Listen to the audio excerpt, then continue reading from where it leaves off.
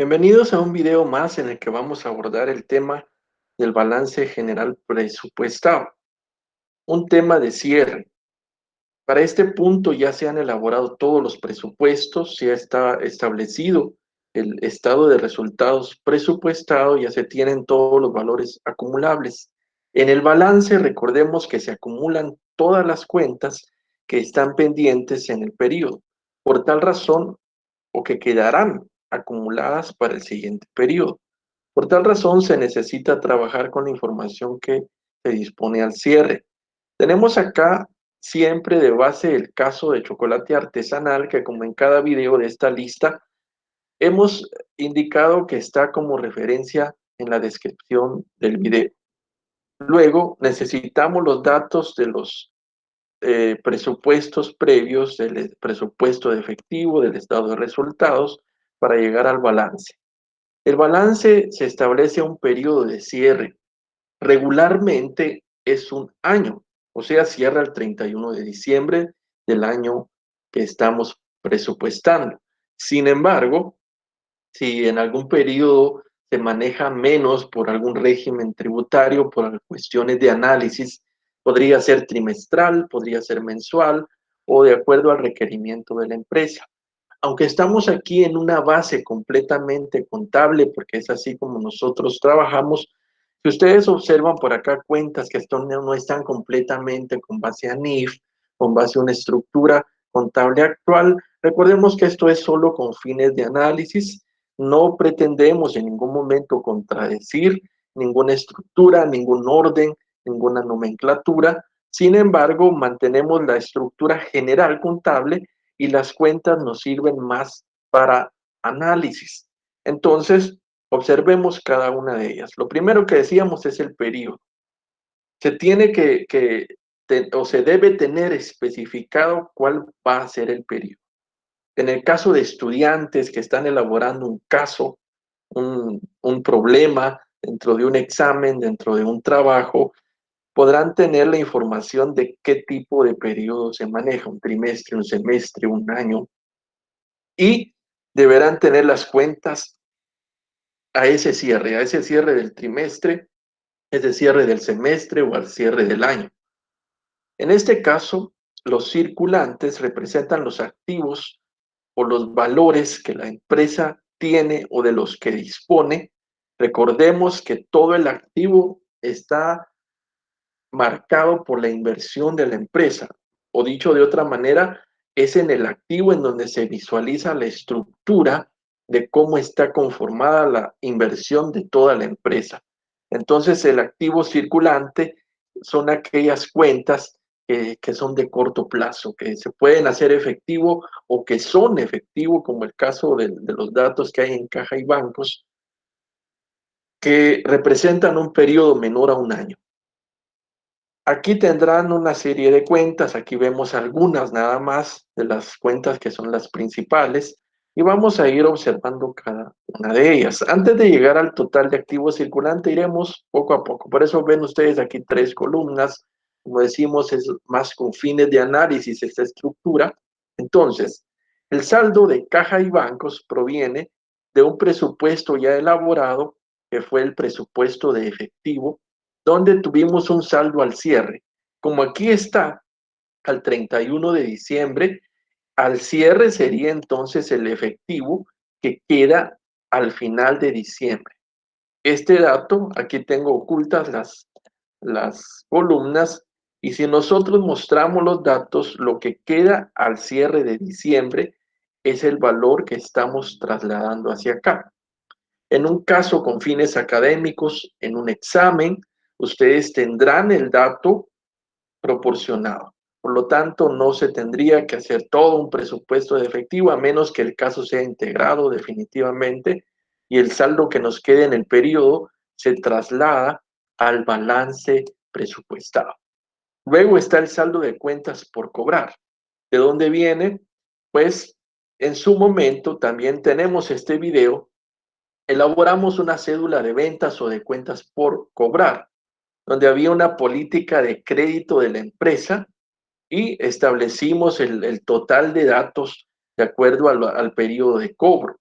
Y los saldos que quedaron pendientes o que van a quedar pendientes para el próximo periodo, aquí trabajamos 2021 y los que quedaron para el próximo año sería 2022 o al cierre del 2021, nos daban esta cantidad, 556.647, que efectivamente es el saldo que ustedes observan acá.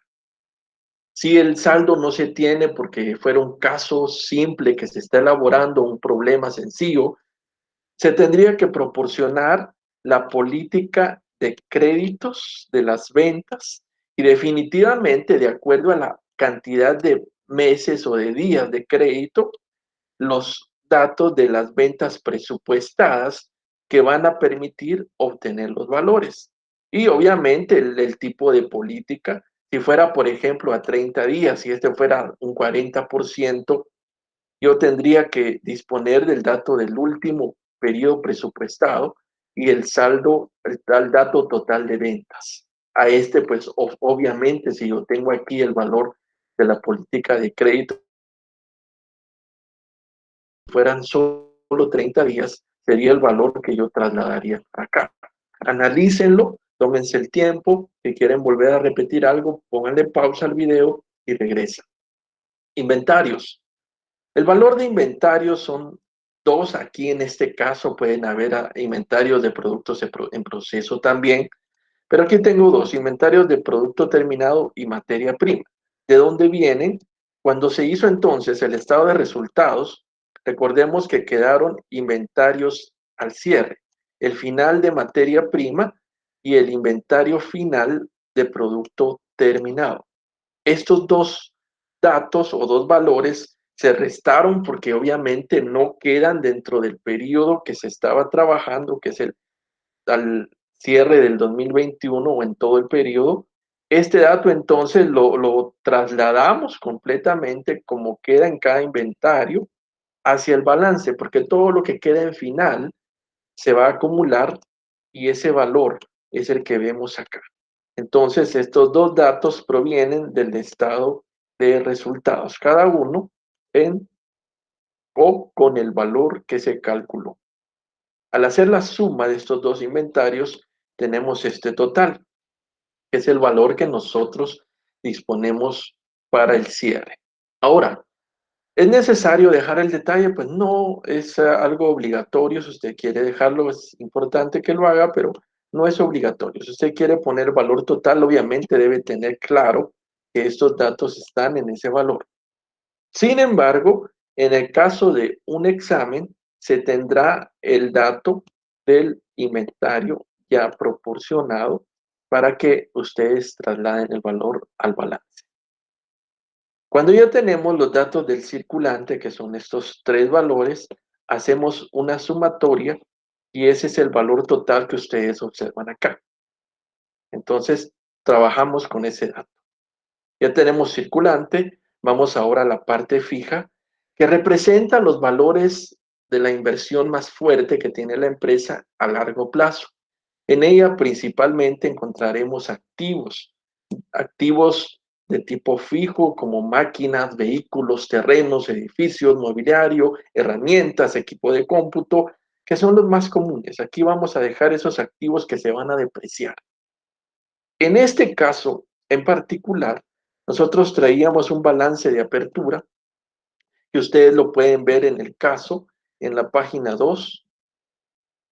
Y los datos que tienen acá, como no sufrieron cambios según este ejemplo que estamos proporcionando, se trasladarán con el mismo valor, sin cambio, hacia el balance presupuestado. Si alguno de esos datos tuviera cambio, ¿a qué me refiero con cambio? Si se le diera de baja un activo, si se adquiere más activo, esa variación se tendría que evidenciar en el nuevo balance. Por ejemplo, si yo adquiriera más equipo de cómputo, otro equipo por 10,000 más, si en el balance de apertura traigo 30,000 más esos 10,000, el nuevo valor del balance de cierre serían 40,000, porque yo sumaría el costo del activo que se adquirió. en cada cuenta donde corresponde. También recordemos que las depreciaciones, nosotros en su oportunidad hicimos el cálculo del total de depreciaciones de ese periodo y lo dejamos en el cierre de un presupuesto como el presupuesto de gastos administrativos, donde nosotros trabajamos el total de depreciaciones de ese periodo. Acá observan que la misma depreciación que se traía en el balance es la que nosotros calculamos como depreciaciones del periodo. Este valor, al sumarlo con la depreciación acumulada del balance de apertura, nos dará, aquí el signo no nos va a alterar porque sumamos los dos valores de depreciación, por lo tanto el balance de cierre o balance presupuestado suma 192,000 de apertura más 192,000 de las depreciaciones completas del periodo, nos da 384,000. Ojo con algo, si se diera algún cambio en algún activo, habría que calcular las depreciaciones que regularmente serán con base a ley y usted debe conocer los porcentajes de ley. También recordemos que la ley no deprecia los terrenos. En un caso que nosotros estemos trabajando, se tiene el dato de terrenos, no tendríamos entonces que incluir la depreciación porque no hay para los terrenos, solamente a los activos a los que aplica la depreciación. Aquí entonces se suma la depreciación. Si hubiera más activos, se tendría que calcular la depreciación sobre todos los activos que se disponen y con eso trasladamos el dato correcto. La depreciación resta, siempre resta. La depreciación se acumula con un periodo a otro, ahí sumamos los valores que se van acumulando, pero al colocarlo en el balance, siempre se coloca como negativo porque va a restar el valor a los activos. Entonces, hago una sumatoria de los activos menos el valor de depreciación y eso me da el total del activo fijo neto. Este dato lo tengo aquí en la columna subtotal y lo paso también al total, aquí no hay ningún cambio. Y ahora, como no hay más activos en este balance que estamos trabajando, que es sencillo, sumamos el total del activo circulante más el activo fijo. Y eso me dará un total de activos, con sus centavos y todo. Obviamente en el presupuesto no es imperante que nosotros manejemos decimales. Aquí lo hacemos con el fin de cuadre para tener los datos más ajustados, pero no es necesario. Muy bien. Si ya no hay más cuentas de activo, entonces pasamos a los datos de pasivo. Pasivo, iniciamos con los pasivos de corto plazo, obligaciones que tendríamos que hacer o cumplir en un periodo menor a un año, que son nuestros proveedores, todos los documentos e IVA por pagar, ISR, impuestos, datos por pagar que se acumulan al cierre del periodo. Veamos primero los proveedores. Cuando hicimos las cédulas, que también tenemos un video de la cédula de compras o de cuentas por pagar, teníamos en ellas también una política de crédito. Esta política de contado y crédito se basaba en un dato de compras de materia prima que nosotros distribuimos y que al cierre nos quedó un dato pendiente debido a que son 60 días, se proyectó para el siguiente periodo. Ese dato que queda pendiente nos suma este valor 5,302,02, que es el dato que nosotros estamos dejando como proveedores o cuentas por pagar. Este valor, de la misma forma como se explicó hace un momento lo de los clientes o de las cuentas por cobrar, ese dato, si nosotros no lo tenemos así en una cédula previa, debemos como mínimo tener las compras de los últimos meses presupuestados de acuerdo a las políticas o la política de créditos. Entonces, sobre las compras calculamos el crédito y ese dato quedaría pendiente. Ese es el valor que nosotros trasladaríamos a los proveedores. Analicen esto ustedes, si ya lo han practicado, tendrán claro lo que estamos mencionando. IVA por pagar. El IVA por pagar también nosotros hicimos una cédula. Recordemos que aquí en Guatemala el IVA por pagar es la diferencia del IVA débito, que es sobre ventas totales, y el IVA crédito, que es sobre compras completas, y la diferencia del IVA débito menos el IVA crédito es igual al IVA por pagar.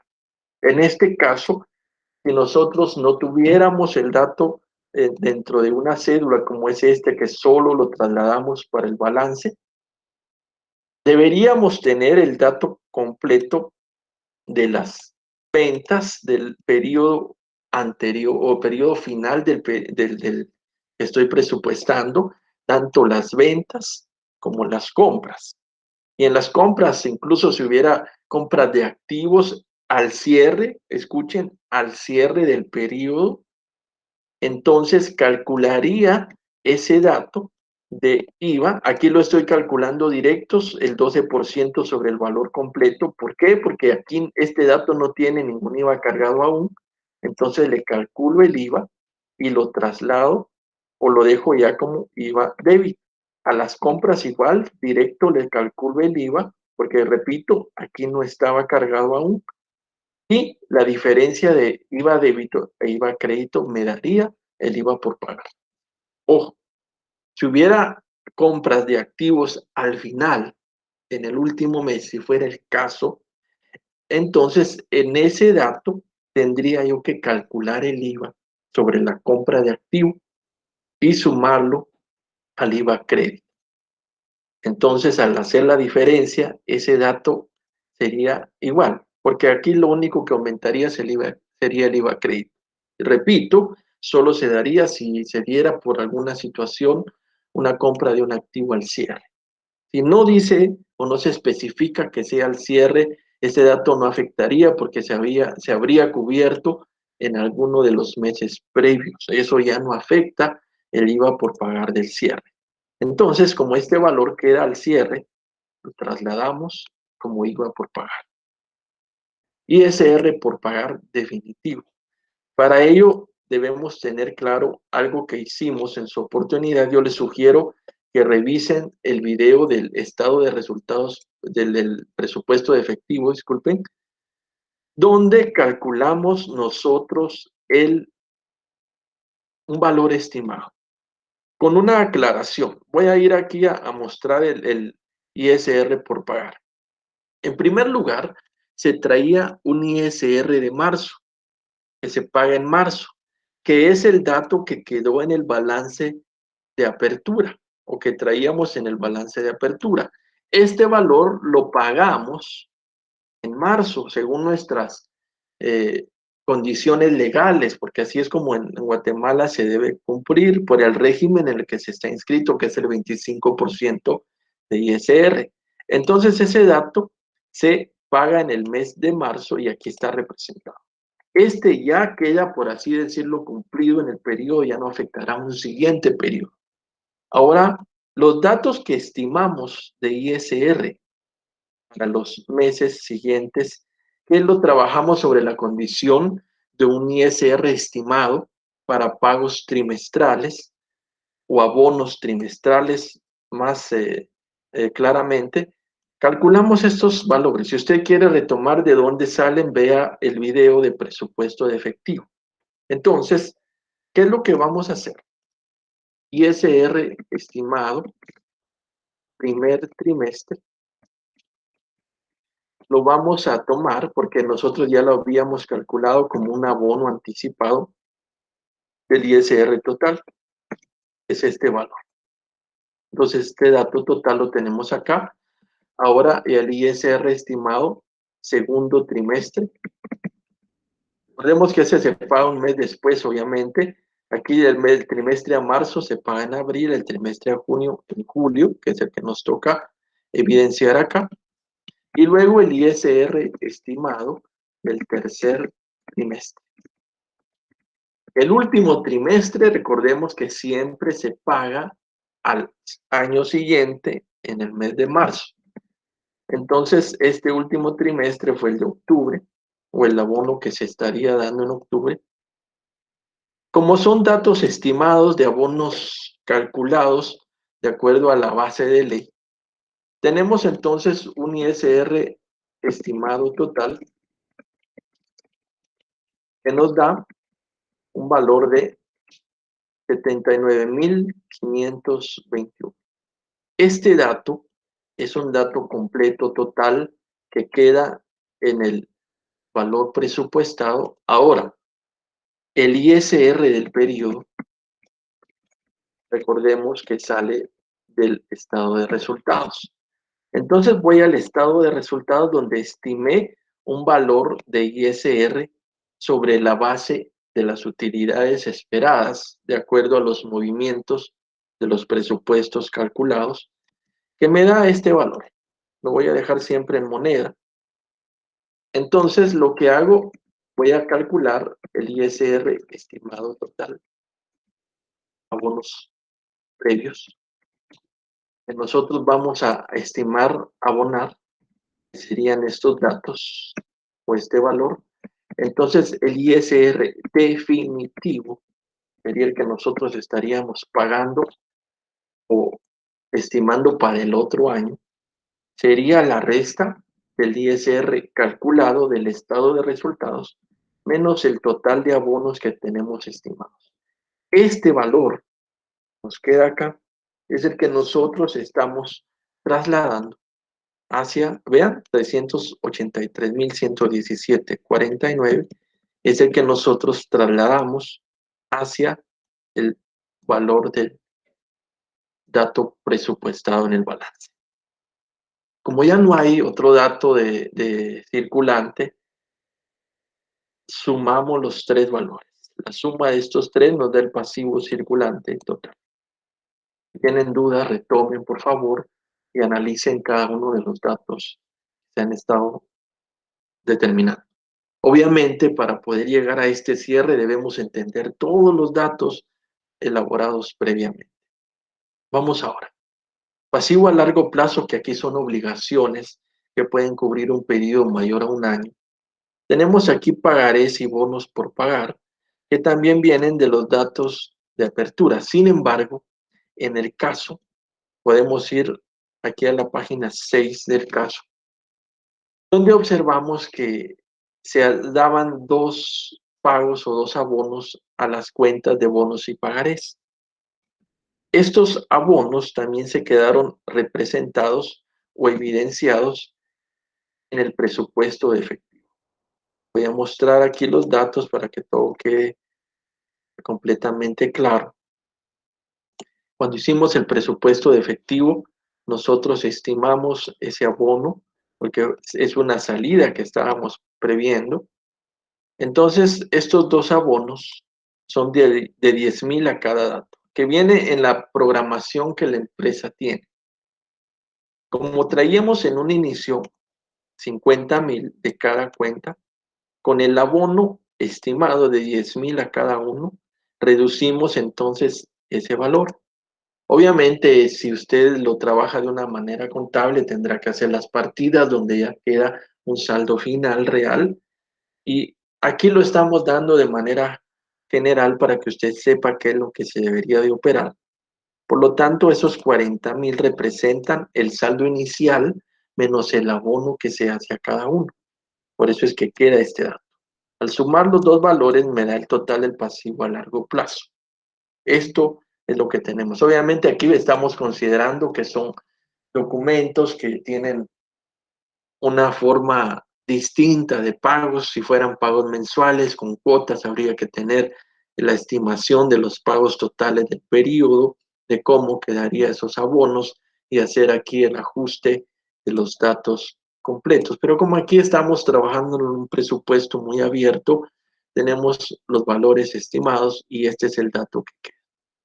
Ahora, como ya no hay más pasivos, sumo el pasivo circulante más el pasivo a largo plazo y tengo el total del pasivo. Vamos ahora al capital y superávit. ¿De dónde obtengo? Pues aquí hay solo dos cuentas, pueden haber más cuentas de capital, de utilidades retenidas, pueden haber aquí, puede estar la reserva legal, puede estar el capital pagado en exceso, como algunos ejemplos. Capital social no tuvo cambio. Entonces, en el balance de apertura viene un dato y como el periodo no tiene ningún cambio, se mantiene el valor. Si se diera adquisición o venta de acciones si se diera algún cambio en las acciones, en el capital, esa variación hacia arriba o hacia abajo afectaría el total de cierre y obviamente alteraría los movimientos internos de la empresa en donde corresponda. Si emitimos acciones, va aquí a darse un cambio y la emisión de acciones lo que hace es captar capital y ese valor entonces vendría a afectar el movimiento de efectivo del periodo. Pero si nosotros en algún momento vendiéramos o pagáramos ciertas acciones para recuperar ese valor por X o Y razón, liquidáramos a algún socio, entonces le pagarían sus acciones y eso reduciría el capital social. Eso sería básicamente lo que podría pasar y dar cambio al capital. Pero como acá no hubo cambio, se queda con el dato estimado. Y por finalizar, las utilidades retenidas. En el estado de resultados, voy a colocar aquí otro pequeño dato. Tenemos utilidades retenidas periodo, que van a ser las que nosotros tuvimos en el balance, en el estado de resultados del periodo. Este valor es el que nosotros traemos, repito, del estado de resultados. Y utilidades retenidas de apertura. Llamémosle de esa manera para que ustedes puedan comprenderlo. En el balance de apertura traíamos un saldo de utilidades retenidas, por lo tanto es el valor que estamos colocando acá. Y lo único que hacemos entonces es saldo de utilidades. Como traíamos un valor anterior y un dato del cierre del periodo, este sería el dato que va a quedar acumulado en el balance. Solo estoy sumando, como hemos dicho, el valor de las utilidades retenidas que se traían en el periodo anterior más las del nuevo periodo que estoy cerrando. Este dato es el que estamos mostrando en el balance, saldo de utilidades retenidas. Ahora, como ya no hay más cuentas de balance en este ejemplo, sumamos las dos cuentas y eso me da total del capital y superávit. Al tener este dato, sumamos el pasivo más el total del capital. Eso me dará el total del pasivo más el capital. Si comparo este dato con el total de activo, es exactamente igual. No hay diferencia. Comparen, revisen y analicen. Cuando hemos llegado al cierre, aquí determinamos la posición financiera en la que quedará la empresa. De aquí se pueden derivar otro tipo de análisis financieros, razones financieras, otros datos que la empresa quiera determinar para el cierre del periodo y está determinando una posición esperada porque es un presupuesto.